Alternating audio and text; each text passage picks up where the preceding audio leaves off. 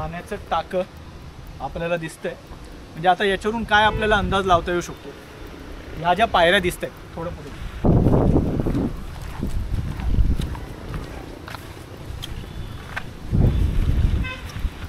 या पायऱ्या त्यातल्या त्यात सुस्थितीत आहेत. बरोबर, समजा या दिसत आहेत. इथे मागे पाहाल तर हा जो भाग आहे हा, तिकडे एक बुरुज आहे. बरोबर, मग कदाचित असं असू शकतं की दरवाजा क्रमांक 3 मधून आतमध्ये प्रवेश केल्यानंतर, कारण जर तुम्ही पाहाल तर दरवाजा क्रमांक 3 हा त्यातल्या त्यात भव्य आहे दरवाजा 4च्या तुलनेत. मग इकडे हा जो भाग आहे हा बंकी किंवा दौलत बंकी ह्या दोघांसाठी असू शकतो. आता बंकी आणि दौलत बंकी याचे अर्थ तुम्हाला माहिती आहेत, नाही माहिती असं म्हणू नका. आणि ज्यांना नाही माहिती त्यांना आपली सबस्क्रायबर मंडळी सांगतील किंवा त्यांनी जाऊन रायगडचा महादरवाजा पाहावा, त्या भागामध्ये दौलत बंकीचा अर्थ सांगितला आहे. मग कदाचित या दौलत बंकींची जी जागा आहे ती तपासणीची जागा कदाचित इथे असू शकते. कारण आता जेव्हा आपण ह्या पायऱ्या वर चढलो, इथून या पायऱ्या चढून गेल्यानंतर पुढचा भाग सगळा बंद होतो. मग त्यावेळी हा तर्क निघाला की हा जो पूर्ण एवढा ओपन भाग आहे ना, लक्षात घ्या दरवाजा तिकडे आहे. बरोबर, आणि हा सगळा भाग ओपन आहे, पाण्याची टाकीसुद्धा आहे. मग या ठिकाणी तुमच्या दौलतबंकी लोकांचा जो काही आरामाचा सगळं इकडे खोल्या वगैरे असू शकतात, त्यांची पूर्ण आरामाची, विश्रांतीची किंवा राहण्याची सुद्धा सोय याच ठिकाणी केली असेल. कारण 4 दरवाजाला पण आपल्याला चांगल्या पद्धतीच्या तिथे देवड्या दिसल्या. आणि हा जर इकडे चेकिंग सगळी तुमची तपासणीची जर ही जागा असेल, प्रशस्त आहे. आणि मग इथून तपासणी झाल्यानंतरच तुम्हाला थेट गडावर प्रवेश मिळेल असं साधारण असू शकतं. आता अजून रणमंडळ समजून घ्यायचं आहे, त्याच्यासाठी आपल्याला हा झेंडा बुरुज इथे जायचं आहे तिकडे.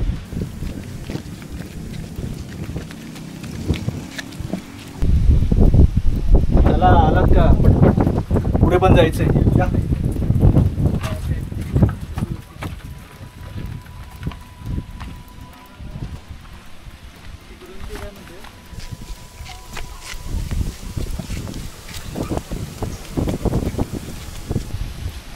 सध्या पावसाची आणि आमची लपाछपी चालू आहे. पाऊस गेला की आम्ही शूटला बाहेर पडतो, मग थोड्या वेळाने हा पुन्हा येतोय. चला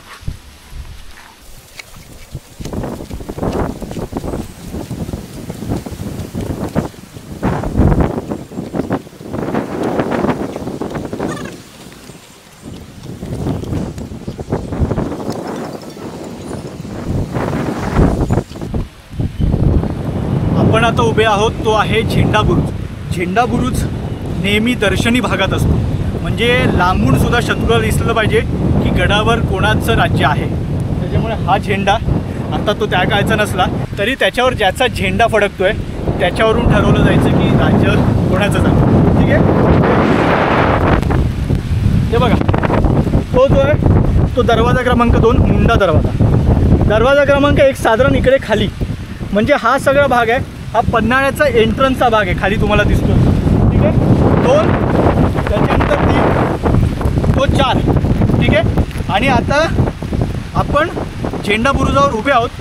रणमंडळ कसं आहे बघा, हा संपूर्ण भाग, हा पूर्ण दरवाजानं हा जो बुरुज आहे त्याला जी तटबंदी घेतली आहे, तटबंदी इथपर्यंत गेलेली होती. ठीक आहे, मुंडा दरवाजापर्यंत गेली होती, पण ती आता हा रस्ता बांधायचा होता म्हणून ती तटबंदी पूर्ण पाडून टाकण्यात आली. तर साधारण हा तटबंदीचा भाग मधला पाडलेला आहे आणि आता रस्ता बांधलेला आहे. तिकडून हा बुरुज आला. या बुरुजावर लक्ष ठेवण्यासाठी झेंडा बुरुज. झेंडा बुरुज का तर तुमचं राज्य कोणाचं आहे ते कळतं, दर्शनी भाग. आणि मागे हे बघा, इथे मी तुम्हाला म्हटलं की दौलतबंकींची सदर वगैरे असणार. सगळ्या तपासण्या इथून पूर्ण झाल्यानंतर तुम्हाला गडावर प्रवेश मिळणार. मला माफ करा, पाऊस खूप आहे. आपण आता इथून थांबतोय, पुन्हा आम्ही जाऊन गाडीत बसू, पाऊस जाण्याची वाट बघू आणि पुन्हा शूटला सुरुवात करू. पावसात प्रॉब्लेम काय होतोय, स्क्रीनवर सतत तुमच्या पाणी येते. हे बघा पुसलं आता आम्ही, हे प्रत्येक वेळी करणं शक्य नाही आहे आणि आम्ही स्वतः दिसतोय, त्याच्यामुळे आता इथून निघतो. चला बाय. पाऊस बघा, पाऊस बघा. चला चला, पाय भिजू नका. येऊ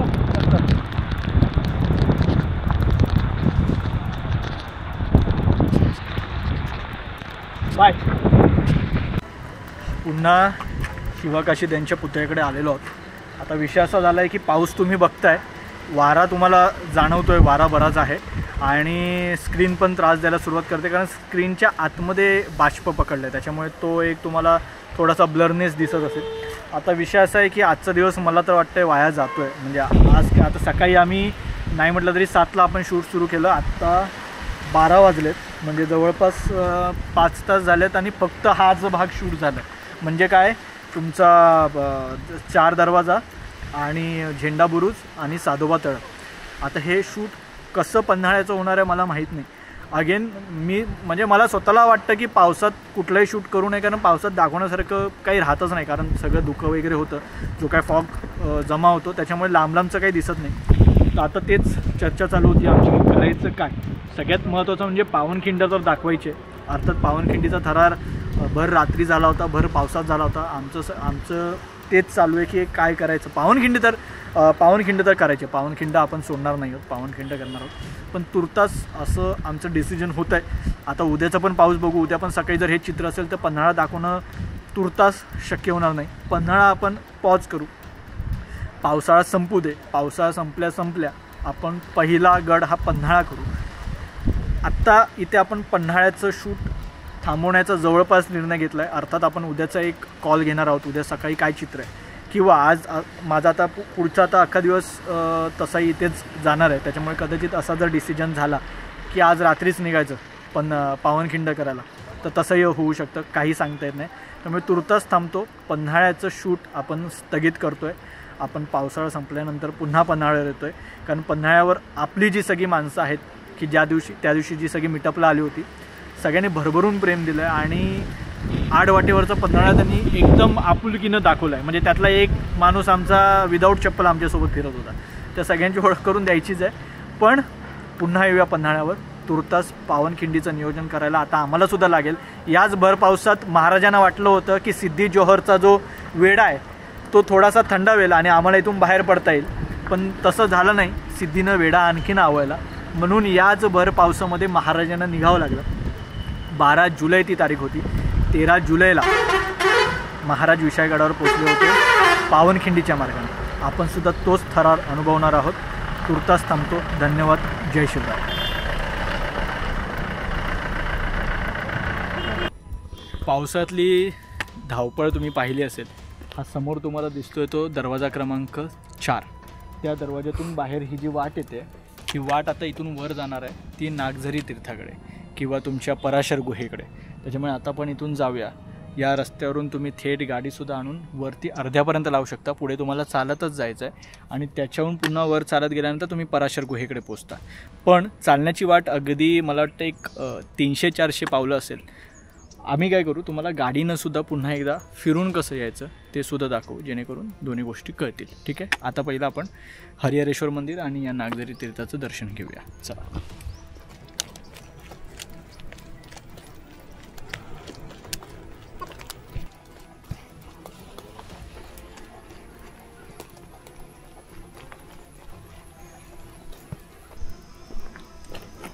वीस 30 पावलं चाललं की पराशर आश्रम किंवा आतमध्ये हरिहरेश्वर मंदिर आहे. तर आपण आता पहिली आता काय माहिती दिली आहे ती वाचू या. पराशर मुनींनी आपली पत्नी सत्यवतीसह तपश्चर्या कालावधीत आश्रम स्थापन केला होता, तो हा पराशर आश्रम. ठीक आहे. अर्थात हरिहरेश्वर मंदिर. येथेच कुष्ठ निवारण तीर्थ होते. विठ्ठल मंदिर व पराशर आश्रम या मार्गात पराशर मुनींनी सिद्धकुंड तयार केले होते. यालाच आज सिद्धबाव म्हटले जाते.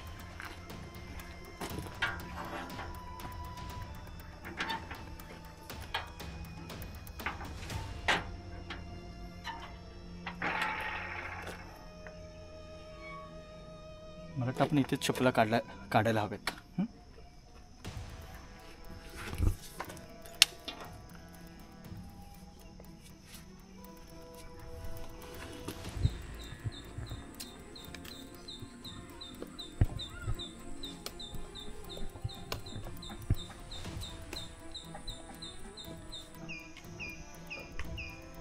मंदिराचं वेगळेपण तुम्हाला दिसत असेल.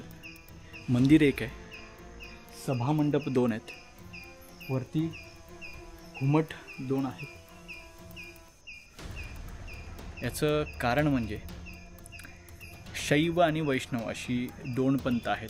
शैव पंथ जो आहे जो श्री शंकरांना मानतो आणि वैष्णव पंथ आहे जो श्रीकृष्णांना मानतो. आता कसं होतं की वरच्या स्तरावर बसलेल्या लोकांची भांडणं एकमेकांसोबत नसतातच, पण त्यांच्या खाली जी मंडळी असतात ते एकमेकांना भांडत असतात. म्हणजे आत्ताच्या काळात जर उदाहरण सांगायचं झालं तर रोहित शर्मा आणि विराट कोहली एकाच बसमध्ये बसतात, पण त्यांचे चाहते काय एकमेकांशी भांडत असतात. किंवा राजकारण्यांचं घ्या, म्हणजे प्रत्येक राजकारणी मागच्या बाजूनं एकमेकांसोबत कौटुंबिक संबंध प्रस्थापित करत असतो आणि त्यांचे कार्यकर्ते मात्र एकमेकांची डोकी फोडत असतात. हा काही आजचा इतिहास नाही आहे, हा शैव वैष्णव पंथापासूनचा आहे की आपापल्या आराध्य दैवतासाठी आपण तो कसा मोठा आहे यासाठी भांडत राहायचं. पण मग या ठिकाणी हा प्रयोग पहिल्यांदा केला गेला ह्या दोन्ही पंथांमध्ये जे सुधार मतवादी होते किंवा समन्वय साधणारी जी मंडळी होती त्यांनी ठरवलं की बस झाला हा बात, एकमेकांची डोके फोडणं बस झालं. आपण एक काम करूया, आपण एक असं मंदिर बांधूया ज्या ठिकाणी एका बाजूला श्री शंकर असतील आणि एका बाजूला श्री विष्णू असतील.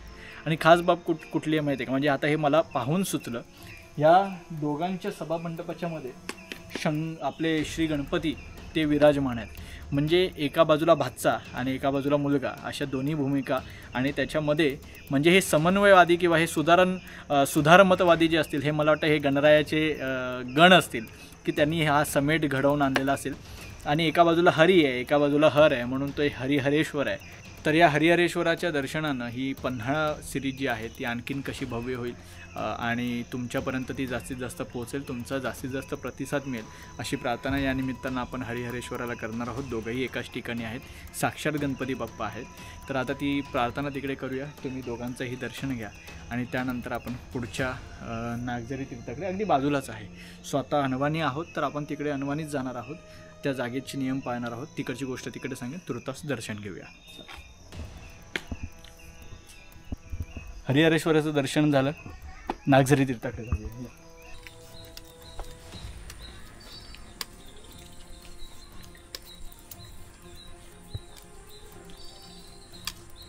स्पष्ट सूचना दिलेली आहे, नागझरीचं पाणी पिण्याकरता वापरत असल्यामुळे या ठिकाणी गाडी, कपडे किंवा गुरं धुण्यास सक्त मनाई आहे. तसं निदर्शनास आल्यावर कारवाई करण्यात येईल, तीही कायदेशीर. कोण म्हणतं आहे? मुख्याधिकारी म्हणतात पन्हाळा गिरिस्थान नगर परिषदेचे. ठीक आहे, ती काळजी घ्या तुम्ही. नागझरी तीर्थाची जी थोडक्यात माहिती देण्यात आली आहे ती अशी आहे की पराशर मुनींच्या तपश्चर्येमुळे संतप्त झालेल्या नागांनी पन्हाळगडावरील सर्व स्नान संध्या करणारी पाण्याची ठिकाणं आटवली. आता ही गोष्ट पराशर ऋषींना लक्षात आली. या नागांना शाप न देता त्यांनी अभय दिलं आणि नागांनी पाताळगंगा नदीचा एक झरा पराशरांना दान केला. आता जो अखंड पाण्याचा झरा दिसतोय ना तो अखंड आहे, अगदी 12 माही वाहत असतो. त्याच्यामुळे नागझरीतलं पाणी आटत नाही. ठीक आहे, समोर जो शिलालेख दिसतोय ना त्याचा अर्थसुद्धा तोच आहे की या तीर्थातलं पाणी कधी आटणार नाही. हरिहरेश्वर दर्शन झालं, नागझरी तीर्थाचं दर्शन झालं. आता हाच मार्ग पुढे विठ्ठल रखुमाई मंदिर आहे तर त्या ठिकाणी जातो. तर आता तिकडे जाऊया, चला.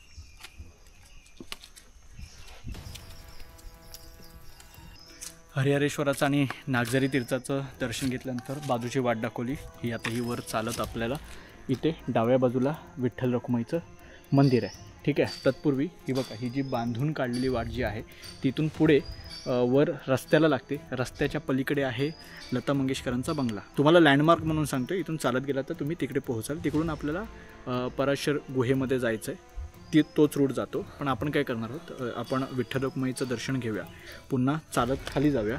आणायचे गाडी पण खाली लावली आहे. आणि दुसरी गोष्ट म्हणजे तुम्हाला रस्ते मार्गे पण दाखवतो कसं यायचं. आणि समजा तुम्ही अगदीच चालत आहात दर्शन घ्यायला आणि तुमची गाडी आणि तुमचे मित्र खाली असतील तर त्यांना गाडीनं वर बोलवा. तोही व्हिडिओ आहे, कुठे वर यायचं आहे तो लँडमार्क मी तुम्हाला सांगितलं आणि तुम्ही चालत 5 मिनटात पोहोचू शकता. ठीक आहे, चला चालायला सुरुवात करूया. काम करा, एकत्र या. आणि हां, पुढे गेल्यावर आपल्याला काय पाहायचं आहे, फक्त पराशर गुहा नाही, नागफणी दरवाजासुद्धा पाहायचा आहे. त्याच्यानंतर कालीबुरुज पाहायचा आहे आणि एक भुयारी मार्ग आहे मस्त, तर तोसुद्धा पाहायचा आहे. चला.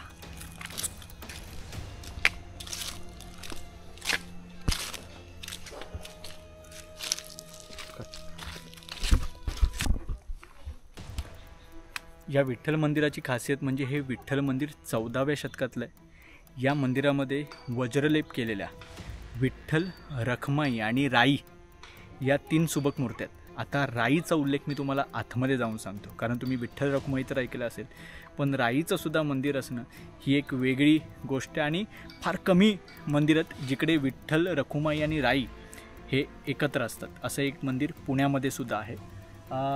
आता या परिसरामध्ये म्हणजे या विठ्ठल मंदिराच्या परिसरामध्ये नागेश मंदिरसुद्धा आहे, जे की पराशर काळापासून आहे असं म्हटलं जातं। आणि या नागेश मंदिराच्या जवळ पराशर पत्नी म्हणजे पराशरांच्या पत्नी सत्यवती यांच्या नावाने सत्यवती लिंग हे तुळशी वृंदावनसुद्धा आहे। चला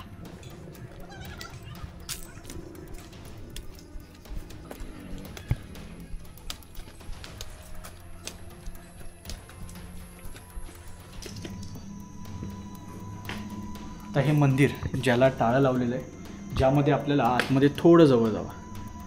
आतमध्ये तुम्हाला मध्यभागी उभे असलेले श्री विठ्ठल, त्यांच्या एका बाजूला आहेत राई आणि एका बाजूला आहेत रखमाई।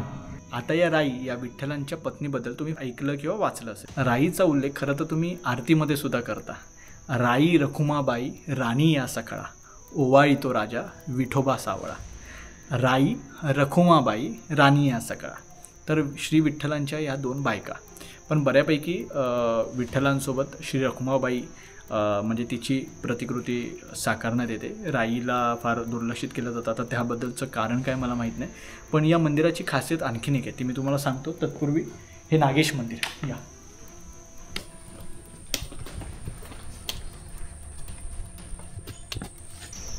नागेश मंदिरामध्ये आतमध्ये शिवपिंडसुद्धा आहे। आत जाऊन तुम्ही पहा, इथे खाली आपल्याला नंदी महाराज दिसतात आणि दरवाजा सुदैवाने आहे ओपन। आतमध्ये गणरायाची प्रतिकृती आहे, बाजूला मारुतीसुद्धा आहे, पादुका आपण ज्याला म्हणते ते त्यासुद्धा दिसत आहेत। हे लिंग आपण पाहिल्यानंतर त्याच परिसरामध्ये जसं बाहेर फलकावर नोंद केलेली आहे की याच ह्याच्यामध्ये एक तुळशी वृंदावन आहे, ज्याच्यामध्ये लिंग आहे सत्यवती लिंग ज्याला म्हटलं जातं ते हे बघा।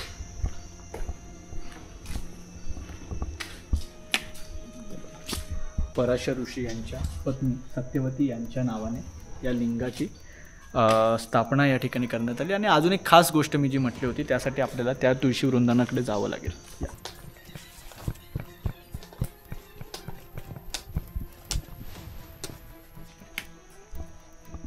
आता याच्यामध्ये आपल्याला पादुका किंवा विष्णुपद आपण म्हणू शकतो या तुळशी वृंदावनाच्या आत ठेवलं आहे, ठीक आहे। म्हणजे बाहेर जसं उल्लेख केला की नागेश मंदिराच्या बाजूला सत्यवती लिंग आहे, तर ते आपण पाहिलं। आणि या तुळशी वृंदावनाच्या आत विष्णुपद आहे, कारण विठ्ठलाच्या बाजूचं हे तुळशी वृंदावन आहे, कदाचित त्याच्यामुळे असेल। पण जी खासियत आहे तीही बघा। जर तुम्ही एकाच ह्याच्यात पाहिलं तर समोर 3 हे आहेत, म्हणजे 3 छिद्र आहेत, म्हणजे मंदिरामध्ये 2 छिद्र हे केलेले आहेत। मी आता समोर ना मनीषला पाठवलं आहे, मनीष कदाचित तिकडे येईल। आपण काय करूया, इथूनच एकाच नजरेमध्ये समोर ते दिसतात। आता मनीष जर तिथे आला तर तुम्हाला तो दिसेल।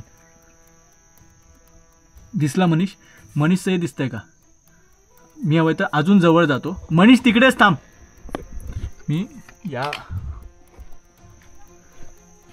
छिद्रामध्ये जातो, तुम्हाला अजून जवळ। मनीष, तो बघा मनीष दिसला त्या छिद्रामध्ये, तेच छिद्र। आता हवं तर मी त्या बाजूला जातो, जेणेकरून तुम्हाला सेम गोष्ट दिसेल। हा बघा मनीष कुठे उभा होतास दाखव, पण इकडून नको, या ठिकाणाहून बघ, तिकडून बघ। अच्छा, हा बंद केलेला आहे, ठीक आहे। हा मला नंतर बंद केला आहे, इथून तिथपर्यंत ती बघा, ती बाजू त्या ठिकाणी अशा पद्धतीनं हे दिसतं। सो ही एक खासियत होती। चला आता पुन्हा ती वाट उतरूया गाडीनं, पुन्हा वर येऊया आणि पराशर गुहेकडे जाऊया। चला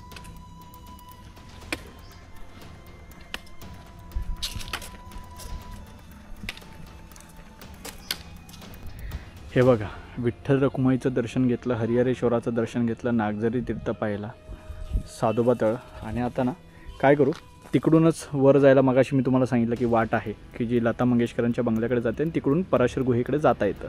पण आपण आता गाडी मार्गानं सुद्धा मी तुम्हाला दाखवतो की कशा पद्धतीने जाता येतं.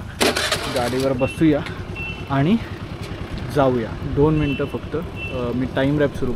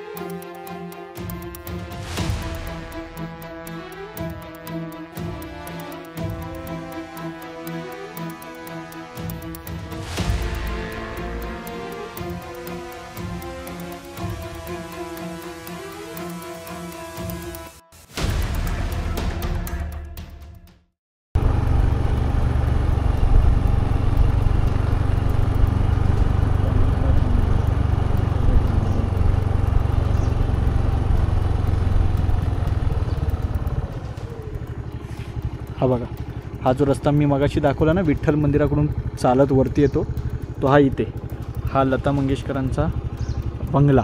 ठीक आहे. आणि आता इथून आपण रस्त्याने पुढे पराशर गुहेकडे जाणार आहोत. तो बघा तिथे बोर्ड दिसतोय, पराशर गुहा, पराशर आश्रम, नागझरी, पराशर आश्रम, नागझरी तीर्थ, विठ्ठल मंदिर खाली दाखवतो. इथून जे चालत आपण वर आलो ते, आणि पराशर गुहा वरती दाखवतो आहे. चला.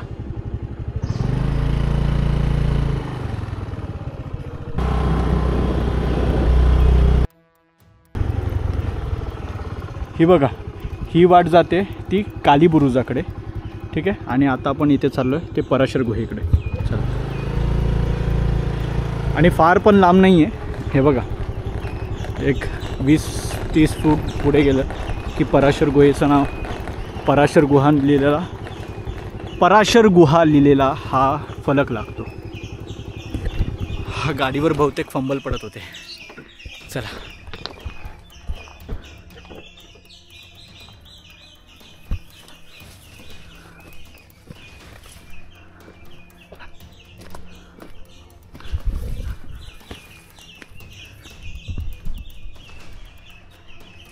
ही गुहा आहे आणि इकडे हे काय बोलतो आपण याला, टाकी, पाण्याची टाकी नाही, पण कुठले तरी एक वेगळा शब्द आहे याला एक शब्द आहे काहीतरी, तो जर काय असेल.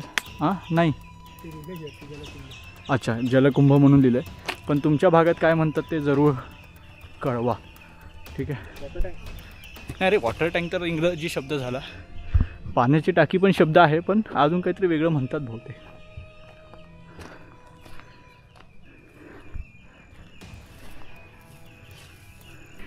या 5 खोल्या असलेल्या या गुहेमध्ये आतमध्ये जाऊन आपण प्रवेश करूया. मला वाटतं लाईट लावूया आपण आणि मग जाऊया.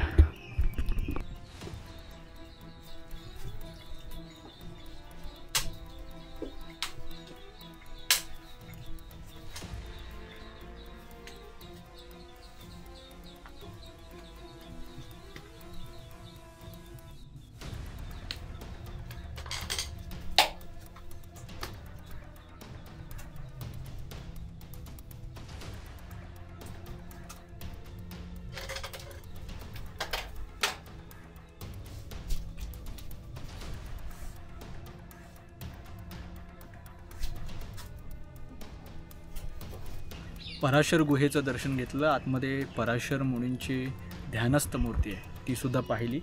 फक्त एकदा इथे नजर मारा, म्हणजे सगळ्या इमारती दिसत आहेत, रिसॉर्ट्स आहेत, वेगवेगळे हॉटेल्स आहेत.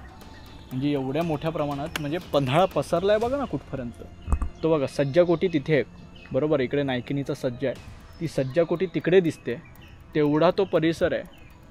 आणि बरं फक्त काय या काय खाजगी इमारती वगैरे नाही आहेत, म्हणजे सगळ्याच खाजगी इमारती नाही आहेत, मोठ्या प्रमाणात शासनाचे कार्यालय पन्हाळ्यावर आहेत.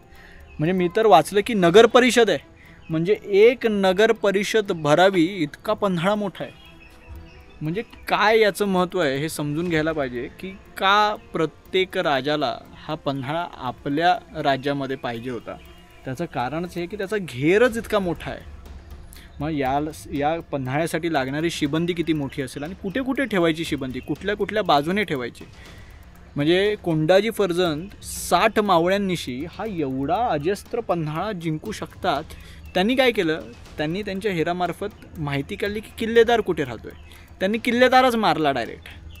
बाबूलाल काहीतरी नाव होतं त्याचं, त्यांनी तो किल्लेदारच मारला. एकदा किल्लेदार मेला की शिबंदी सैरावैरा धावते, मग त्यावर तुम्हाला कंट्रोल पकडता येतो. म्हणजे अशा पद्धतीनं म्हणजे आता हे जे मला सगळं दिसतं आहे हे अफाट आहे, अजस्त्र आहे. ठीक आहे, आता इथून खाली उतरूया आपण. आता जाऊया आपण कालीबुरुजाकडे. कालीबुरुजाचं दर्शन घेतल्यानंतर नागफणी दरवाजा पाहूया आणि नागफणी दरवाजातून थोडं चालत पुढे जावं लागेल. थोडं नाही, थोडं जास्त आहे. मग तिथून आपल्याला भुयारी मार्ग आहे तो पाहूया आणि मला वाटतं या भागाची तरी आपण सांगता करूया. चला.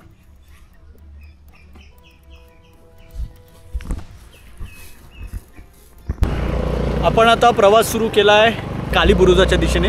आपण मागून तिकडून आलो पराशर गुहेकडून, आता हा रस्ता पकडला आणि आपण चाललो आहे वरती कालीबुरुज. आणि तिकडूनच एक रस्ता पुढे जातो नागफणी दरवाजाकडे. आता नागफणी का तर ते वर गेल्यावर आपण जाणून घेणारच आहोत.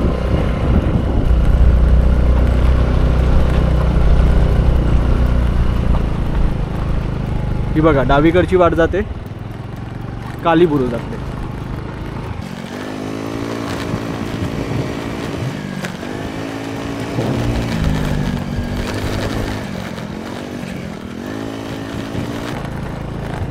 उजवीकडे वगैरे जाऊ नका, आपल्याला जायचं सरळ.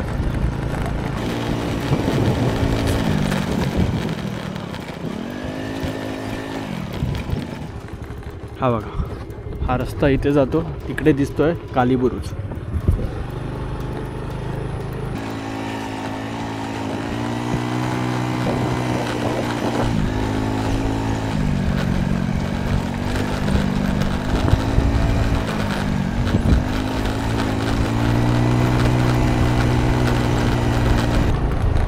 कर्मचारी आवास, बापरे एवढ्यावर येऊन राहायचं लोकांना. हा बघा इथे आपण कालीबुरुजापर्यंत दुचाकी जाते.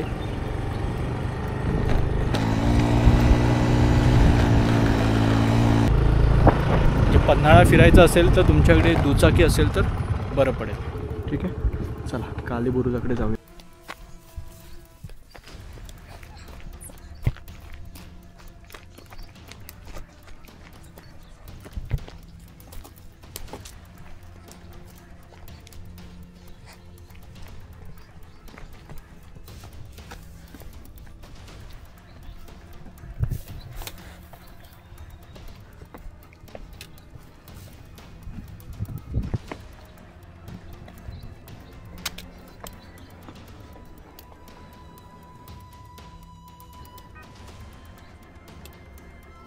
दगड उतरलाय खाली, सावकाश या.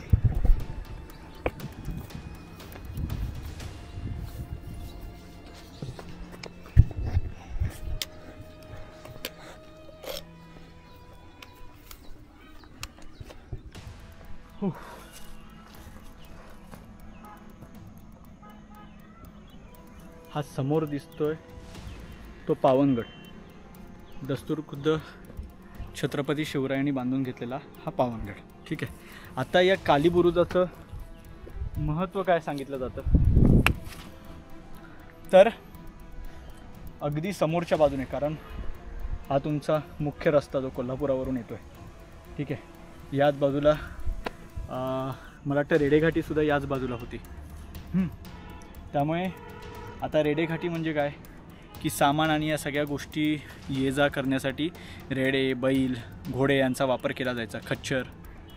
तर त्यांच्यासाठी जो घाट बांधला होता त्याला रेडेघाटी म्हटलं जातं. आता प्रमुख जे दरवाजे आहेत, 4 दरवाजा वगैरे सगळे याच भागात आहेत, बरोबर. आता याचं महत्त्व एका गोष्टीमुळे अधिक वाढतं. त्याचं कारण म्हणजे हा 180 अंशात असलेला तोफ फिरवण्यासाठी असलेली ही रचना. म्हणजे 180 अंशात तुम्ही अगदी तिथपासून तोफेचं तोंड फिरवून हे पावनगडाकडे लक्ष ठेवून तुम्ही अगदी हे बघा इथपर्यंत, म्हणजे ही रेंज इथपर्यंत ती तोफ तुम्ही फिरवू शकता. आता मी जे 4 दरवाजा सांगितलं त्याचं लोकेशन साधारण ह्या भागात आहे, म्हणजे तिकडे लक्ष तुम्ही देऊ शकता. ठीक आहे. त्याच्यानंतर हा जो भाग आहे की जो खाली जातो आहे रेडेघाटी, मला वाटतं इथेच आहे, मी थोडं कन्फर्म करतो. जर माझं चुकलं असेल तर मी पुढच्या भागात ते रेक्टिफाय करेन. रेडेघाटीचा माझ्या पण माहितीनुसार याच ठिकाणी आहे, नसेल तर मी ते रेक्टिफाय करेन. आणि समोर पावनगड आहे.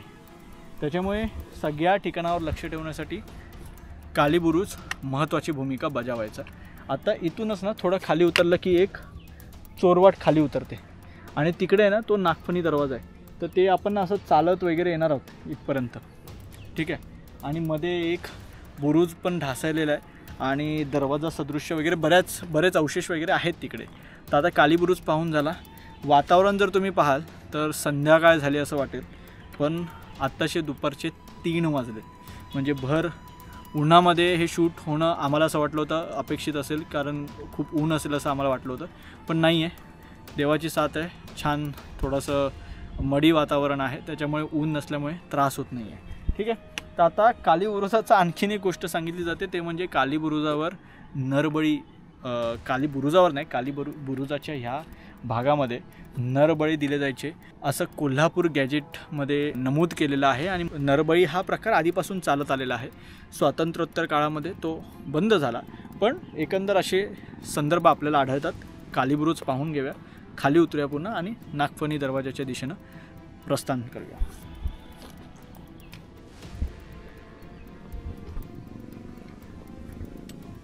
कालीबुरुज पाहून झालेला आहे, खाली उतरलो आहोत आम्ही.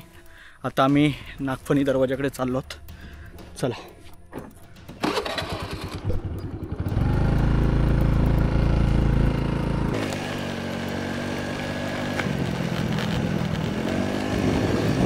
पन्हाळ्याचा विस्तार प्रचंड आहे. थोडं उतरूया. जाऊ दे. नाही बरं इकडून येतो. जाऊ दे. ठीक आहे. आता याच रूटने आपल्याला जायचं. एवढा इथून आलो होतो. ठीक आहे.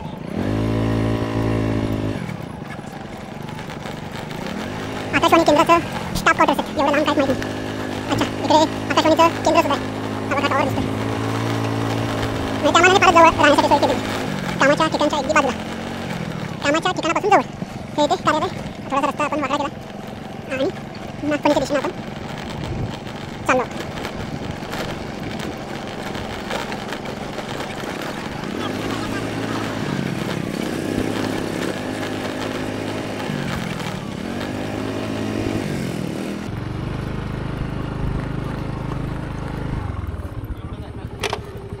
आता नागफणी दरवाजाकडे आपण पोहोचलो आहोत.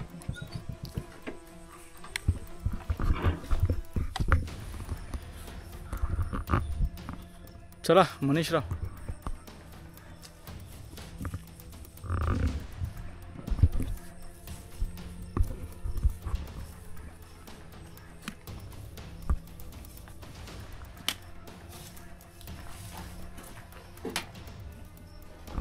नागफणी दरवाजा याला म्हटलं जातं. आगळ लावायला जागा आहे, पण नागफणी का म्हटलं जातं त्याचं कारण म्हणजे हे बघा, हे नागाचं शिल्प कोरलंय बघा आणि दोन्ही बाजूला आहे ते दिसले, म्हणून नागफणी दरवाजा. ठीक आहे. या बाहेरून बघा.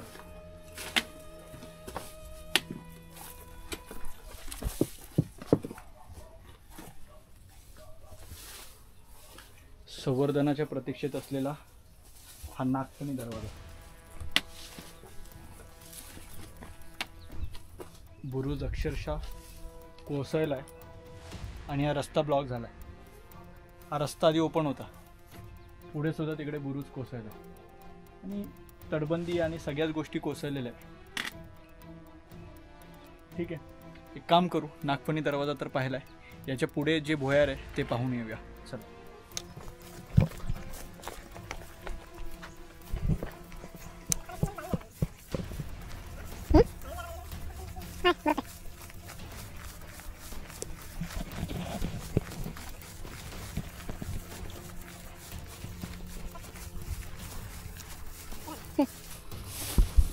हा बघा, बुरुजावर सज्जाचा भाग आहे, अर्थात सज्जाच्या खालचा भाग अस्तित्वात आहे, त्यामुळे वरचा सगळा भाग हा ढासळला असणार. कारण इथे पण बघा सगळं ढासळलेलं आहे.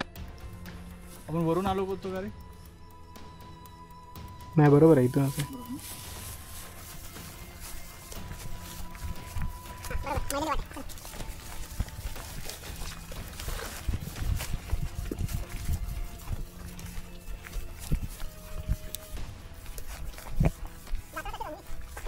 ढासळला.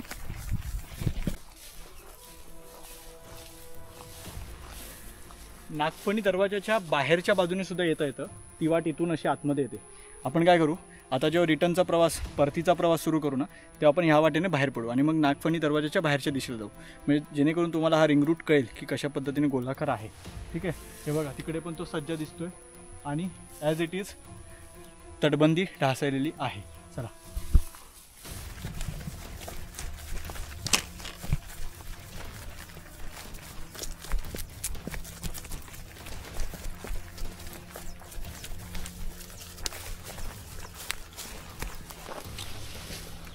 हे बघा, व्हिडिओ बघून कधी कधी तुम्ही समजा आतमध्ये येण्याचा प्रयत्न केला तरी एक गोष्ट नेहमी लक्षात ठेवायची, मी वाईड अँगल एवढ्यासाठीच ठेवला आहे की आजूबाजूला पण पहा. ठीक आहे, आणि मी बऱ्यापैकी 10 पावलाचं अंतर ठेवून एवढ्यासाठी चालतो आहे की समजा आलात की कधी वाट चुकते असं वाटलं तर एकतर मागे फिरा, रिस्क घ्यायची नाही, नाहीतर आजूबाजूच्या गोष्टी पाहत राहायच्या की बाबा चला हां हे दिसलं बरोबर आहे, लँडमार्क बरोबर आहे, आपण बरोबर दिशेने चाललो आहे. ठीक आहे, बघा उजव्या बाजूला हा, डाव्या बाजूला हा.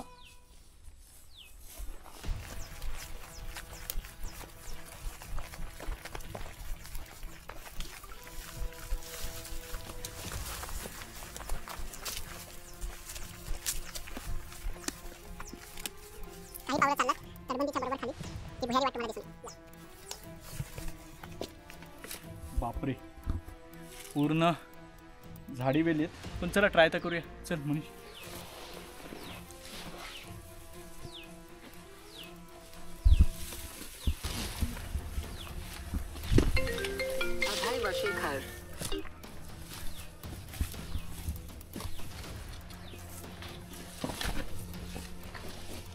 चला,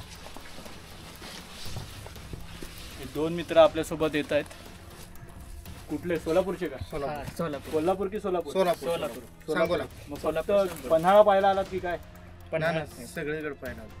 मग सोलापूरवरून तुम्ही काय गड पाहायला निघालात? कुठले कुठले गड पाहिले? आता पहिला पन्हाळा सुरुवात केली, फक्त गड पाहायला बाहेर पडलात? कशावर? बाईकवर? आणि काय काय आता पन्हाळा पाहिल्यानंतर काय प्लॅन आहे पुढचा? पावनगड, मग नंतर विशाळगड. आणि मग कसं काय राहण्याची सोय आणि कसं काय करणार? जे मिळेल ते राहणार, फिरणार. किती दिवसासाठी निघालात बाहेर? आज काय नाही, गावल तिकडं. आज गावल तिकडं? बापरे, काय खरं नाही. गावल तिकडं म्हणजे हे असे वेळेत शिवप्रेमी आहेत, दुर्गप्रेमी आहेत की फक्त मग गडच का? असं दुसरीकडे का नाही फिरायला गेलं? गड पाहिजे. महाराजांची आवड. हा ना, महाराजांची आवड. मला वाटतं ज्योतिबा करून आलात. आजूबाजूला जे चांगलं मिळेल ते पण बघायचं आणि गड फिरायचे. क्या बात, शुभेच्छा. चला, आता ते मध्ये भेटले आपल्याला आणि मग ते म्हणाले दादा कुठे भुयार वगैरे, चला आम्ही पण येतो तुमच्या मागून.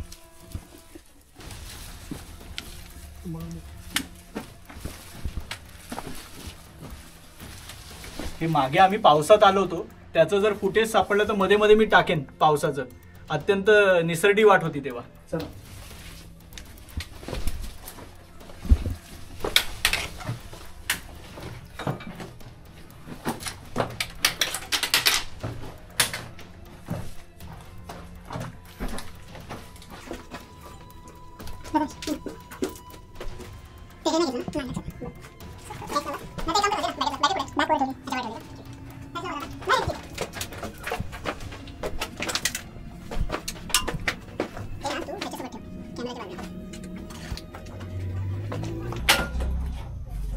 जपून, खालचा भाग निसरडा झाला एकदम जपून. मनीष काम कर, मी पहिला खाली उतरतो. नाही खूपच निसरडा खाली त्यानं करतच नाही. मी फक्त काठी याला पकडून छोट्या फुलाला पकडून जातो. वाट अत्यंत निसरडी आहे. मी चांगले ट्रेकिंगचे शूज घातले तरी ते घसरतात, त्यामुळे रिस्क घ्यायची नाहीये तुम्ही.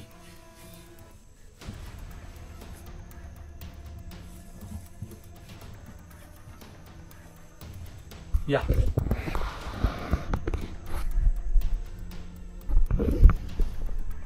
मागे शिलेदार ते हे बघा, ही वाट इकडे खाली जंगलामध्ये जाते. आणि या बाजूला ही थोडीशी लेज आहे किंवा छोटासा मेट आहे की ज्याच्यावर बसता येऊ शकतं. ठीक आहे, समजा आपण अगदीच नको पण एका हातात कॅमेरा घेऊन तिकडे पाय टाकणं योग्य ठरणार नाही. ठीक आहे, त्याच्यामुळे थांबा, मनीषराव उतरत आहेत तर बघूया काय मिरॅकल करता येते का. याला पकडा, हां त्या लोखंडी याला पकड. ठीक आहे, हे बघता आता तर मी पहिला तिकडे जातो.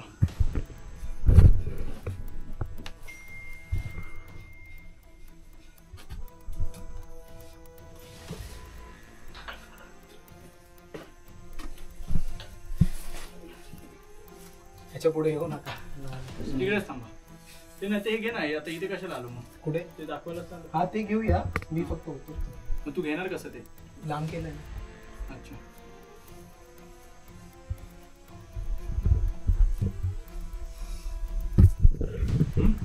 ठीक आहे. आता आपण इथपर्यंत आलोय तर म्हटलं तुम्हाला या पुढच्या गोष्टी आपण दाखवायला हव्या. हां, तुम्ही आता खाली उतरू नका, व्हिडिओमध्ये बघा. काय व्हिडिओ बघणार ना? तर हे बघा, हे इथे हे निबिड अरण्य पुढे आणि भुयारी वाट छान पद्धतीनं कोरलेली आहे.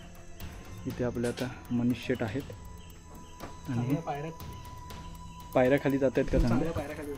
काय बोलतो? छोटीशी पायरी वाट आहे इथून खाली.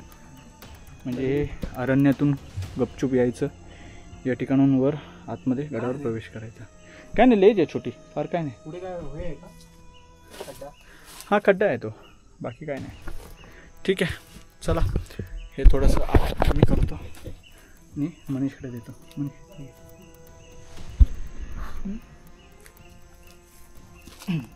ठीक आहे, हे टाकलं.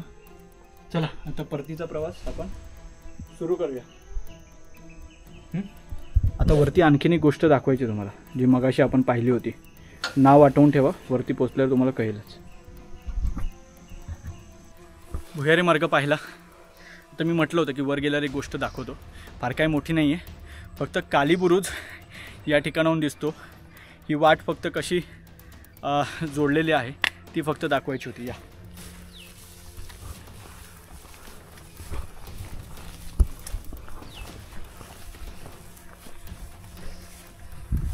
तो बघा, तो काली बुरुज, मगाशी तिकडे आपण होतो बरोबर. आणि आता तिथून तशी वाट नाही आहे, कारण बऱ्यापैकी तिकडे थोडंसं खंदक टाईप सदृश्य तिथे बांधकाम आहे. पण आणि एक्सप्लोअर पण नाही केली, कारण आम्हाला नागफणीला जायचं होतं. पण ही एक साधारण वाट आहे. हा बघा, ही तटबंदी आहे इथे आणि ते मार्जंगी दिसते बघा ओपनमध्ये.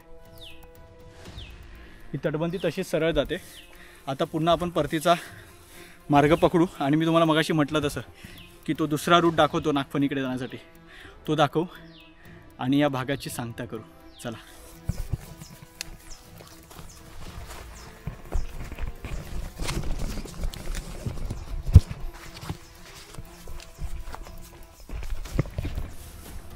हां, हे बघा, मगाशी आपण इकडून आलो बरोबर आणि मग भुयारी मार्गाकडे गेलो. आता हाच भुयारी मार्गाचा रस्ता पुन्हा बाहेर आलो. आता इथे जाण्याऐवजी आपण इथून बाहेर पडूया.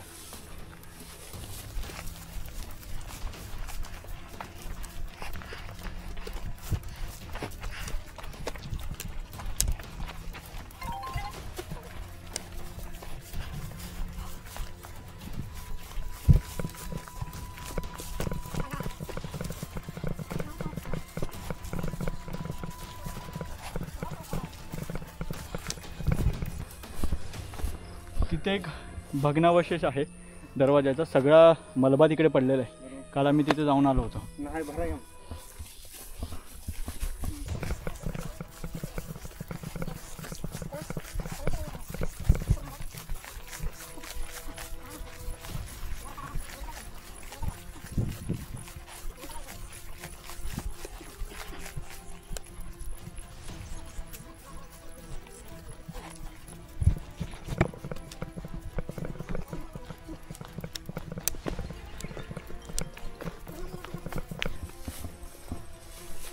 आपण पुन्हा एकदा नागफणी दरवाजाकडे पोहोचलेलो आहोत. आजच्या भागाची इथेच सांगता करूया. हा भाग तुम्हाला आवडला असेल तर आपल्या मित्रपरिवारासोबत शेअर करा, अर्थात लाईक पण करा आणि कमेंटही करा. तुर्तास थांबतो. जय हिंद, जय महाराष्ट्र, जय शिवशंभू.